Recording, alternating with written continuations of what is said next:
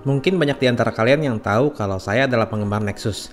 Dan sampai saat ini sebetulnya saya masih mencari pengganti Nexus 5 saya. Sayangnya produk Nexus tidak dilanjutkan oleh Google, dan mereka menggantinya dengan Google Pixel yang harganya tidak terjangkau oleh saya. Banyak yang bilang kamera di Google Pixel sangat bagus. Dan kamera sekarang ini merupakan faktor penting bagi saya dalam mencari smartphone. Nah, kalian pasti tahu Xiaomi, sebuah brand yang suka menawarkan alternatif smartphone berspesifikasi tinggi dengan harga yang terjangkau, atau istilahnya flagship killer. Ada sebuah produk dari Xiaomi yang menarik perhatian saya, yaitu Mi 5S. Kenapa? Karena jika dilihat dari spesifikasinya, Mi 5S itu terlihat seperti Google Pixel killer. Apakah betul?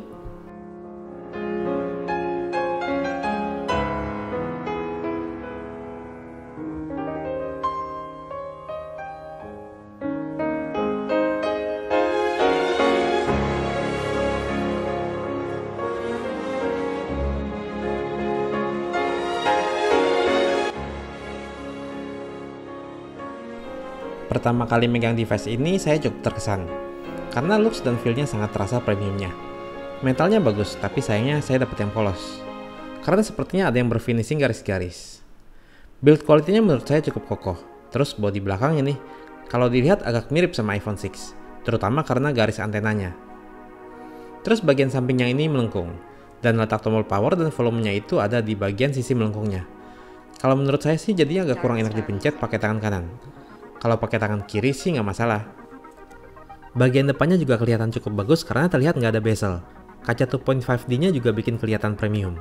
Tapi ya kalau dinyalain kesan premiumnya jadi berkurang, gara-gara border hitam di layarnya ini. Layarnya berukuran 5,2 inci dengan resolusi Full HD dan panel IPS. Ukurannya cukup cocok buat saya. Saya sangat suka dengan layarnya. Kelihatan kalau kualitasnya bagus.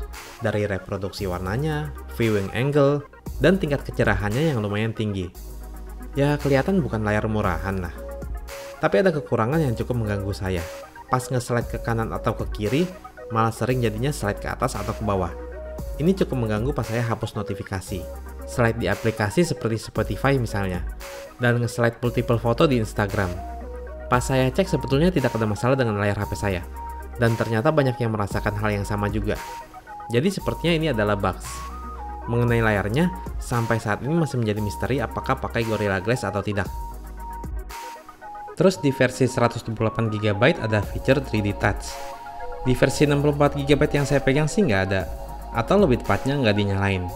Soalnya sebetulnya layarnya udah support 3D Touch. Di bawah ada tombol home beserta fingerprint sensor yang cukup unik. Tombol home-nya ini adalah kaca dan sepertinya menyatu dengan kaca layarnya. Mirip dengan home button iPhone 7. Tapi kalau di iPhone 7 ada Taptic Engine-nya, sedangkan di Mi 5S nggak ada. Jadi nggak bisa ditekan, berasa kayak capacitive button jadinya. Terus fingerprint-nya pakai ultrasonic fingerprint scanner, yang merupakan teknologi baru dari Qualcomm. Teknologi ini memungkinkan penempatan sensornya di bawah kaca, atau di bawah layar seperti prototipe HP Vivo. Kinerja fingerprint-nya di HP ini menurut saya agak mengecewakan. Sering tidak akurat, jadi tidak bisa terlalu diandalkan. Sewaktu dapat update MIUI baru, jadi agak mendingan. Tapi terkadang masih tidak akurat. Kalaupun akurat, kurang begitu cepat. Saya sih sekarang ngakalinya dengan meregister 2 kali untuk jari yang sama. Ya, feeling saya sih karena teknologi ini waktu itu masih baru, jadi rada prematur. Selain tombol home, ada 2 tombol kapasitif untuk back dan multitasking. Akhirnya lumayan unik, hanya titik aja. Dan ada alasannya kenapa. Yaitu karena kita bisa setting tombol back-nya di kanan atau di kiri. Jadi bisa menyesuaikan selera kita, dan saya sangat suka dengan ini. Sama seperti Google Pixel, HP ini ditenagai prosesor Snapdragon 821 dan GPU Adreno 530. Saya pakai buat main game berat kayak Asphalt 8 sih lancar banget. Frame rate-nya cukup tinggi dan mulus. Terkadang ada yang sedikit patah, tapi cuma sekilas dan nggak sampai mengganggu permainan. Apalagi main game ringan, nggak ada masalah sama sekali. Untuk buka tutup aplikasi dan performa multitaskingnya terkadang cepat, tapi terkadang agak lambat juga. Mungkin karena pengaruh MIUI-nya. Sebagai catatan, HP ini sudah dipakai selama kurang lebih 6 bulan. Jadi mungkin ada pengaruhnya juga.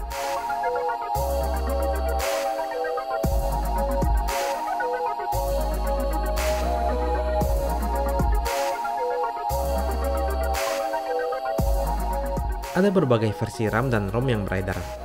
Dan yang saya pakai ini adalah versi RAM 3GB dengan ROM 64GB dan sayangnya tidak bisa diekspansi. Kamera itu faktor penting bagi saya dalam mencari HP sekarang ini. Yang membuat saya naksir banget dengan Mi 5S ini karena kamera belakangnya pakai sensor kamera yang sama dengan Google Pixel, yaitu Sony IMX378. Kamera beresolusi 12MP ini pakai sensor berukuran 1/2,3 inch dengan ukuran pixel yang besar untuk smartphone yaitu 1,55 mikron dan f2.0. Ukuran pixel yang besar artinya bisa menyerap cahaya lebih banyak, maka foto yang dihasilkan akan lebih baik. Dan katanya terutama di kondisi low light. Autofocusnya menggunakan face detection, dan menurut saya performanya cepat. UI kameranya khas Xiaomi dan cukup simple. Ada mode manual juga yang lumayan lengkap pengaturannya. Bisa manual fokus dan ada fokus pickingnya juga. Terus di setting juga masih bisa ngatur kontras dan saturasi. Sekarang mari kita bahas hasil kameranya. Dari awal saya nyobain kameranya, saya langsung terpukau. Menurut saya foto-foto yang dihasilkan dari kamera HP ini sangat bagus. Di kondisi outdoor terlihat sangat detail dan cukup tajam. Lalu warna yang dihasilkan juga terasa pas. Selain itu dynamic range-nya terlihat bagus sekali untuk kamera HP. Walaupun saya tidak menyalakan HDR-nya, masih tetap bagus dynamic range-nya. Setahu saya, dynamic range di Google Pixel juga dipuji oleh banyak orang. Walaupun saya belum pernah mencoba Google Pixel, tapi saya yakin hasil di Mi 5S ini tidak kalah.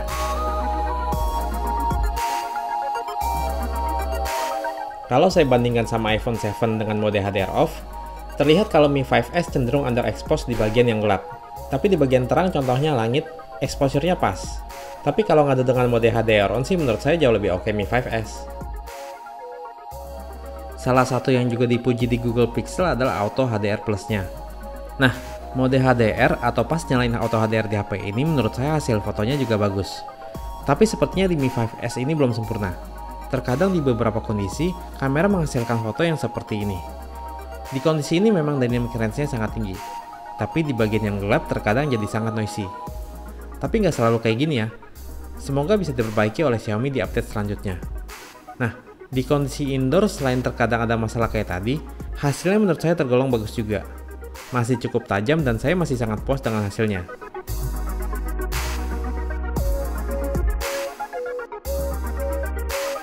Kalau kondisi benar-benar low light, kualitas foto yang dihasilkan malah tergolong lumayan menurut saya.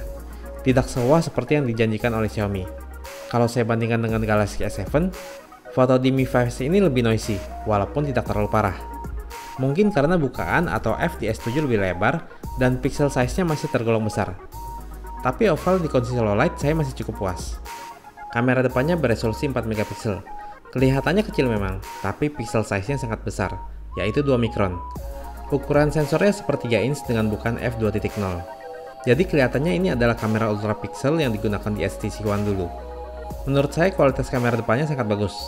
Saya sangat puas dengan hasilnya. Kamera belakangnya bisa merekam video dengan resolusi maksimal 4K 30fps. Saya juga cukup puas dengan hasil perekaman videonya.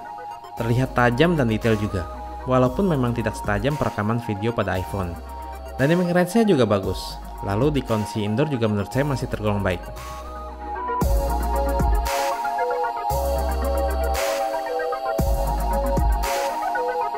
Ada mode timelapse juga yang intervalnya bisa dipilih. Lalu ada mode slow motion yang merekam Full HD dengan 120fps. Mode slow motionnya menurut saya tergolong bagus untuk sebuah kamera smartphone.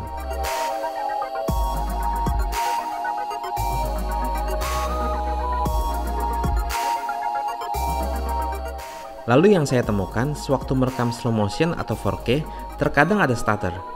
Tapi ini jarang terjadi sih, mungkin karena memakan banyak tenaga dari prosesornya. Lalu pas merekam video, saya juga terkadang menemukan masalah seperti ini. Jadi seperti tiba-tiba resolusinya jadi pecah. Saya rasa yang ini bugs dari softwarenya yang belum sempurna. Dan sekali lagi ini hanya kadang-kadang ya. Sama seperti Google Pixel juga, kamera ini tidak dilengkapi dengan OIS, tapi digantikan oleh kehadiran IIS. Nah, performa IIS di Google Pixel itu katanya sangat-sangat bagus. Kalau performa di Mi 5S ini menurut saya biasa aja.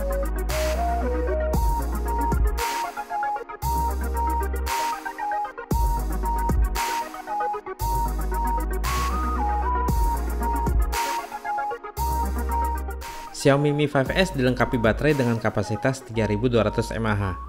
Untuk pemakaian saya masih bisa bertahan sekitar 10-12 jam dengan pemakaian browsing, sosial media, chatting, dan kamera.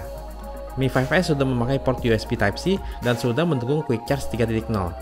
Untuk pengisian dayanya kira-kira memakan waktu 1-2 jam dari kondisi low bat. Menurut saya sih sangat cepat. Terus speakernya ada di bawah dan cuma satu, hasilnya tergolong lumayan menurut saya. Kesimpulannya, apakah saya suka dengan HP ini? Ya, saya sih so far cukup puas cobain Mi 5S ini. Menurut saya sepertinya HP ini cocok untuk disebut sebagai Google Pixel Killer. Tapi ya walaupun UI sekarang ini semakin baik, saya lebih prefer pakai vanilla Android sih. Apalagi saya biasanya pengen banget cepet-cepet cobain versi Android terbaru. Yang bikin saya ketagihan sih kualitas kameranya menurut saya bagus banget. Nah, tapi sekarang ini dual kamera setup lagi ngetren banget. Dan saya cukup ketagihan sewaktu pakai Zenfone Zoom S dan LG G6. Apa mendingan saya cobain Mi 6 atau Mi 5X dulu kali ya?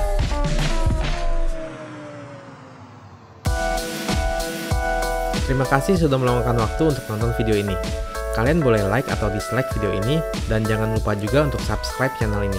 Lalu kalian juga bisa lihat short video, mini review, tips and trick, sampel foto dari HP yang kami review, dan sebagainya dengan memfollow akun sosial media kami di Instagram, Twitter, ataupun Facebook kami. Saya Hengki dari Trending Tech pamit dulu dan sampai jumpa di video berikutnya.